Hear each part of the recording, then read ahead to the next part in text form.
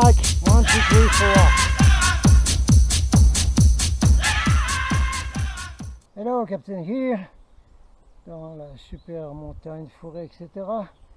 Annonce pour rassemblement. Alright. Le rassemblement GLGJ. Ça veut dire quoi? On expliquera après, bougez pas. La date. Bon, on va fixer la date. On va prendre une date où on n'aura plus les vacanciers du mois de juillet. Hein, tous ceux là qui croient encore qu'on est dans une société super et qu'on peut aller en vacances, puis voilà. On s'en fout. Et les vacanciers du mois d'août, il faut faire là juste avant qu'ils arrivent ou qu'ils soient en route. Donc la meilleure date, c'est le samedi 3 et le dimanche 4 août. Août. 3 et 4 août. Voilà. Pourquoi? Parce qu'il n'y a plus de vacanciers de juillet et les vacanciers du mois d'août, eh bien, ils sont sur la route. Donc ils ne sont encore pas au travers partout ici.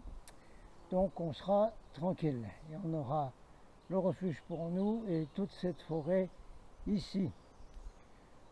Génial, super, magnifique. Où on a des cèpes. Voilà, des cèpes. Voilà. Alors, dans le matériel, donc on parle de nourriture. Ceux qui viennent en voiture. Alors, vous amenez, on verra l'autre matériel après.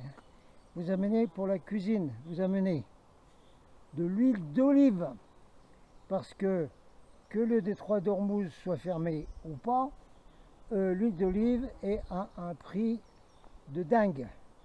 Donc, il n'y a pas d'huile d'olive au refuge. Hein.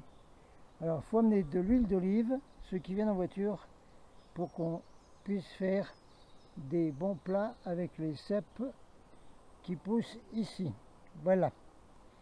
Et des aromates, des épices, de l'ail, enfin tout ce qu'il faut pour se faire des bonnes petites poêlées.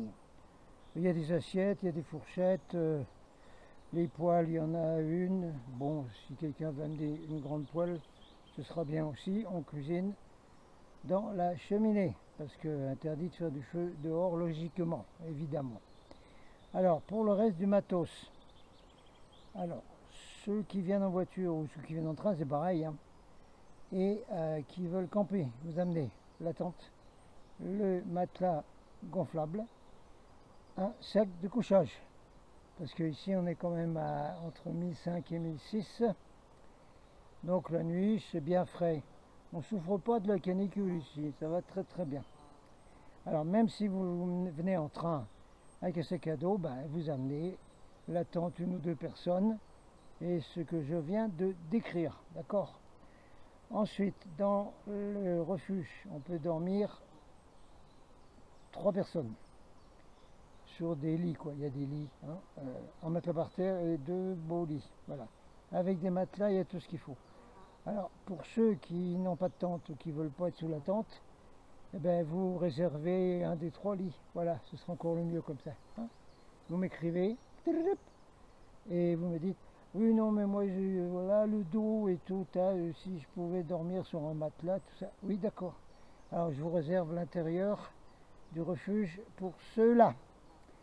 Alors, donc 2 et 3 août. Mais c'est où le rassemblement? On a dit qu'on ne va pas donner l'endroit. Parce qu'il n'est pas question d'avoir des RG, d'avoir des taupes qui viennent, etc. Pas du tout. Alors, vous vous inscrivez en disant, oui, moi le 2-3 août, je viens, voilà, et je viens en voiture ou je viens en train. Et je viens, voilà. Alors après, je vous envoie les instructions de voyage, d'accord? Ah oui, mais le train, c'est où? Bon, alors le train, une gare qui est pas trop loin, Axeterme. Autrement, les autres gares, Carcassonne, oui, mais alors il faudra prendre le bus à 1 euro à la gare de Carcassonne et descendre jusqu'à Quillan-Axat. Voilà. pour ceux qui viennent en train. Et on ira vous chercher. Bon, hein. On va se débrouiller avec plusieurs voitures pour faire une ou deux navettes pour chercher ceux qui viennent en train. Ceux qui viennent en voiture, il y a des demandes. Alors on a Florence de Chute Belgique qui voudrait bien venir, mais qui n'a pas trop de sous en ce moment pour prendre le train, parce que le train ça coûte quand même pas mal. Donc qui voudrait bien avoir un covoiturage du nord de la France. Hein. Elle pourrait prendre un train qui arrive au nord de la France, hein, Lille, Valenciennes par là, je sais pas où. Et ensuite, il nous faut quelqu'un donc qui vienne du nord France, d'accord. Alors si c'est quelqu'un qui vient de Paris, ça va aussi, hein. Florence se débrouillera pour prendre un train jusqu'à Paris. Alors ici vous m'écrivez pour le covoiturage, ceux qui donnent du covoiturage, ceux qui demandent du covoiturage, vous inscrivez là le mail. Alors, de toute façon, vous savez pas où c'est, tant que je ne vous l'ai pas dit par un mail, donc c'est inutile de venir comme ça. C'est inutile de venir comme faisaient les Rainbow, qui sont venus 2 fois dans les montagnes par là, et où on croisait des Rainbow partout sur la route, hein, en sandales, avec la guitare sous le dos, des fois avec un cheval, et qui demandaient à tous les gens d'ici, c'est où le rassemblement des Rainbow? Alors, pas de ça, on ne fait pas de ça. Oui, s'il y a des Rainbow qui veulent venir, vous êtes bienvenus, bien sûr, hein, puisque les Rainbow sont quand même aussi éveillés que les GLGJ. Et quand j'ai parlé avec les Rainbow par ici, ils étaient ouverts à tous les sujets que je leur balançais. D'accord. Vérification là. Ouais, Captain, mais Captain, ça veut dire quoi GLGJ? Ben, ce sera les petites pancartes qui seront aux endroits où vous arriverez pour suivre les routes, les croisements, etc. GLGJ. GL, c'est Golden Love. Et GJ, tout le monde sait ce que c'est. Golden Love, ça veut dire amour doré. Doré, c'est la couleur des Géjons. C'est la couleur du soleil doré. Oui, mais le soleil, il n'est pas doré, il est blanc. Oui, vous êtes nés un peu trop tard, les enfants, parce qu'avant, il était jaune doré, le soleil. Il est blanc parce qu'il y a un couvercle chimique au-dessus, sur toute la planète, qui rend le soleil blanc. Très, très mauvais pour les yeux, qui fait mal, etc. D'ailleurs, les enfants, avant, ils dessinaient le soleil jaune, doré. Voilà. Et aujourd'hui, les pauvres enfants qui n'ont jamais connu une autre vie que celle de la Matrix, eh bien, quand ils font la maison, je dessine la maison. Alors la maison, papa, maman, petit frère, petite sœur, le chat, le chien, les arbres et le soleil. Et le soleil, eh bien, ils font un cercle sur le papier blanc et ils le laissent blanc. Parce que les pauvres enfants, ils n'ont jamais connu le vrai soleil jaune. Bon, c'est en passant ça, c'est pas grave. Donc GLGG, ça veut dire le rassemblement des éveillés, des gilets jaunes de l'amour doré, qui sont dans la fréquence qu'on appelle lumière dorée. Voilà, pour ceux qui connaissent. Si vous ne connaissez pas, on vous expliquera, c'est pas grave. Bon ben voilà, j'ai fait la présentation là donc de l'annonce du 3 et 4 août, rassemblement. C'est dans les Pyrénées, bien entendu, hein. Oui, mais chez vous, les Pyrénées, c'est grand. Oui, d'accord. C'est dans une zone où on a des départements qui se joignent un petit peu et qui sont l'Ariège, les Pyrénées-Orientales et l'Aude. Voilà. C'est dans la zone là. Mais on ne donnera jamais l'endroit exact. Vous l'avez uniquement par mail. Voilà. Ok. Bon, moi je vais aller cuisiner mon cèpe après là. Il y a besoin de pluie, mais enfin on en a quand même. Il y en aura en pagaille là, début août, là, alors là. On va se faire des poêlés, grillades et tout. Alors vous amenez tout ce qu'il faut pour faire les grillades évidemment. Il y a des grilles dans le refuge. Poêle, il faut en amener une, bon. Et puis voilà, d'accord. Et le matos que j'ai décrit précédemment. Alors tout le monde se bouge pour les covoiturages, pour me dire comment vous venez. Si vous venez en train, il faut m'expliquer exactement votre trajet et on va sans doute faire d'autres annonces quand il va y avoir des demandes de covoiturage où on pourra dire à peu près d'où viennent les gens. Je voudrais bien cette fois-ci que les vénértérans, c'est-à-dire les vétérans vénères de la Terre, qui viennent d'ailleurs, mais ça c'est pas grave, de la HVA. C'est quoi ça, HVA? Haute-Vallée de l'Aude. Oui, il y a une pépinière là-bas avec un certain nombre de vénères de gilets jaunes. Il y a beaucoup d'éveillés, des néos, des rainbows, tout ce qu'on veut, tout ce que vous voulez là-dedans. Bon, vous êtes les bienvenus, hein, ceux de la Haute-Vallée de l'Aude, pour venir au rassemblement. Il n'y a aucun problème, hein. Mais vous venez pas comme ça. Vous écrivez là. D'accord? Allez, j'attends vos mails à tout le monde. Et on commence à organiser tout ça. Préparez-vous. On a un mois pour le préparer. C'est bon, c'est good. Ça va? C'est bon? Adelante, adelante. Marcha, marcha.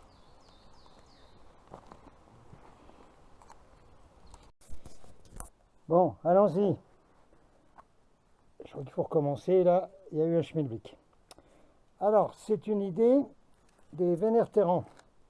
C'est quoi les vénértérans? Ça vient juste de sortir, c'est comme le nouveau mot. Les vénértérans, c'est des vétérans vénères de la Terre. Vénértérans, voilà. Des vétérans vénères de la Terre, du rond-point, Pénord. Tu as une idée? Mais pourquoi on ne ferait pas un rassemblement au lieu d'un samedi à Perpes? Pourquoi on ne le ferait pas ici dans la montagne, dans un refuge? Mais certainement, lançons l'affaire, on verra.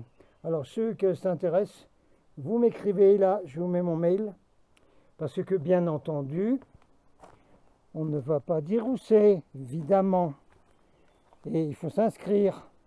Ben voyons, il faut s'inscrire pour venir au refuge un samedi et un dimanche. Il faut s'inscrire. Alors vous inscrivez là à mon mail. En me donnant vos dates, on va regarder quelle date on peut prendre au mois de juillet. Et on vous dira ça par mail. Je vous préviendrai. Alors, ceux qui veulent venir, dépêchez-vous de vous manifester. Alors, pour une fois, moi, je n'aurai pas à conduire 200 km aller-retour pour venir manager de A à Z le rond-point Pénord à Perpes. C'est vous qui allez faire le déplacement pour le coup. Moi, je serai plus près. D'accord? C'est à vous. Enfin, vous allez quand même bien faire ce déplacement pour venir un samedi, un dimanche en montagne. Quand même. Il y en a plein qui le font, hein, de Perpes et de partout là, qui viennent dans les hautes montagnes là, le week-end. Vous pouvez le faire aussi. Alors ici, on a un endroit bien isolé, avec une route forestière, c'est un cul-de-sac, où vous pouvez venir avec la voiture de ville. Vous voyez qu'il y a une voiture là. Il y a une voiture là. Voilà. La voiture de ville, elle vient très bien ici, il n'y a pas de problème. Les pistes ont été arrangées, c'est impec. Et c'est un cul-de-sac. Personne ne vient là, les gens ils n'aiment pas venir là. Voilà, ils ne viennent pas là. Donc c'est pour nous ça. Alors vous allez vous bouger et dire vos motivations pour venir là. On va aller dedans. Il y a un peu de vent, ça risque de gêner le microx. Alors voilà, le refuge est absolument génial. Ici, la zone dans les sapins, c'est hyper génial. Bon, en extérieur, c'est top parce que il y a plein de coins pour mettre des tentes. Voilà, des hamacs, mais pourquoi pas. Il y a plein de coins. Hein. Il y a même un coin chamanique là.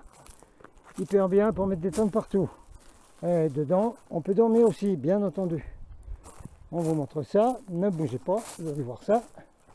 On vous montre ça. Vous voyez bien, hein, les voitures sont à tout près.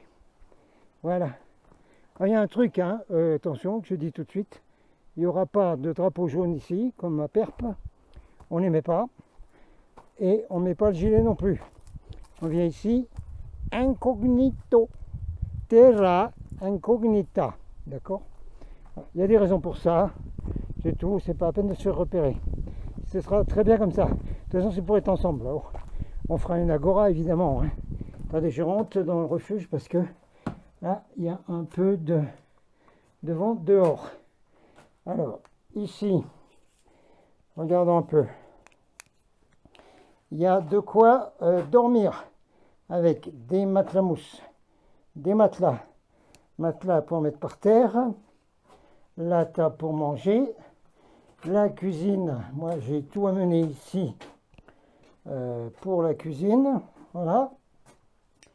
Des grillades, super cheminée qui marche impeccable. Voilà, ça va les gens? Vous avez vu? Allez, on va regarder un peu les modalités maintenant. C'est bien, on voit quand même là. Hein, on répète. Le rassemblement, les gilets jaunes et déveillés. Sans drapeau, sans mettre le gilet. Question de sécurité, très bien comme ça. Ensuite, pour être ensemble, pour faire des grillades, etc., on fait de l'agora, comme la cabane des Gilets jaunes de Villefranche-de-Lauragais, qu'on espère aller voir bientôt. On fait une agora, on parle des projets, des actions possibles, etc. On discute tout ça entre nous, tranquillou ici. Alors, mis à part de faire du bon manger, parce qu'il y a même des cèpes au travers là. On a du feu dans les cheminées pour les grillades. Ici, on voit qu'on peut dormir 1, 2, 3, 4 dans le refuge avec des matelas. Il y a juste à amener un sac de couchage, ça suffit. Ceux qui amènent une tente, derrière, là-haut, vous avez vu, il y a de la place pour mettre des tentes. Hamac, si vous avez amené un hamac, vous le mettez là où c'est bien. Qu'est-ce qu'il y a d'autre? On n'a pas loin un joli torrent où on peut aller se rafraîchir, se laver, baigner. C'est un peu frais les enfants, hein. Il y a des névés là-haut. Hein. Oui. Alors, donc l'idée c'est ça, hein, d'être ensemble, de faire des agoras et de s'organiser, de voir ce qui se passe pour la suite des événements qui ne vont pas être tristes. Il est temps de s'organiser les gens. Voilà. Alors, vous m'écrivez pour la première motivation de dire « Ah oui, moi ça m'intéresse de venir. Je suis libre au mois de juillet, telle date, etc. » Et ensuite, on managera, on donnera une date fixe et vous allez vous inscrire, toujours pareil, avec mon mail, une fois qu'on aura déterminé une date. Et c'est seulement là que je vous donnerai les instructions pour la route, les indications, quelle route prendre, où arriver, quelle route forestière prendre, etc. Uniquement par email. Personne ne saura publiquement où on est rassemblé. Tout le monde a compris? Allez, go! Ceux qui veulent être branchés là-dessus, branchez-vous tout de suite. Allez, adelante, et vilaine, vite. C'est le moment maintenant. Coucou, c'est Christine. Alors, petit coup de gueule du matin avec les écolos. Là, arrêtez de buriner le mou de nos gamins, de nos petits-enfants. Je ne sais pas ce que vous recherchez, mais vous créez un climat anxiogène avec les jeunes. Comment vous croyez que plus tard, ce sera perçu? Il faut arrêter 5 minutes là parce que il nous colle sur le dos. En plus, le fait qu'il fasse chaud maintenant. Oui, il fait chaud, c'est l'été. En 76, j'avais 6 ans et je m'en rappelle très très bien. On était obligé d'aller dormir dehors, dans l'herbe, parce qu'on crevait de chaud. Maman, avec son gant éponge plein d'eau fraîche, venait nous le passer sur le visage et sur le corps. Parce que littéralement, on crevait. Donc, c'est pas nouveau. Il a toujours fait chaud en été et froid en hiver. Désolé. Mais alors, si ça ne plaît pas aux écolos, mais qu'ils déménagent. Voilà, qu'ils aillent habiter dans les pays nordiques l'été et puis dans des pays chauds l'hiver. Mais arrêtez de nous faire chier, arrêtez de nous gonfler et arrêtez surtout de créer un climat anxiogène sur nos enfants. Parce que leur dire il fait chaud, c'est la faute du réchauffement climatique, oulala. Non, le réchauffement climatique, il est tout à fait normal, c'est pas nous qui l'occasionnons. C'est un cycle. C'est cyclique, c'est comme ça. On est dans un cycle où il va faire chaud l'été. Où il a fait de toute façon chaud l'été, de toute façon. J'ai jamais connu, moi, des étés froids. Je sais pas vous, Réagissez si vous avez connu des étés froids. Moi, jamais connu d'été froid. Voilà, c'était le coup de gueule de Christine. À bientôt.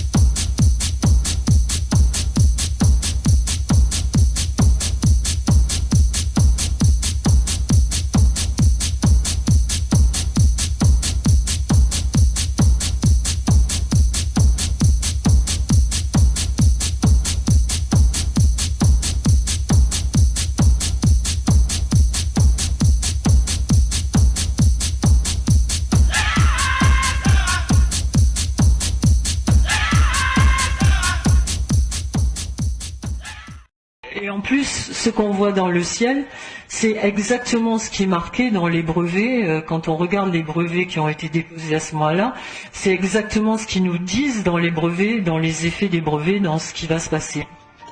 Alors je suis aussi allé fouiller dans la bibliothèque des brevets américaines. Et alors là, il y a une tonne de brevets, je ne vais pas vous les dire tous, mais c'est impressionnant de voir comment ils ont affiné la technique. Les premiers, c'était un procédé pour la production de nuages ou de brouillard intense en vaporisant des chlorures.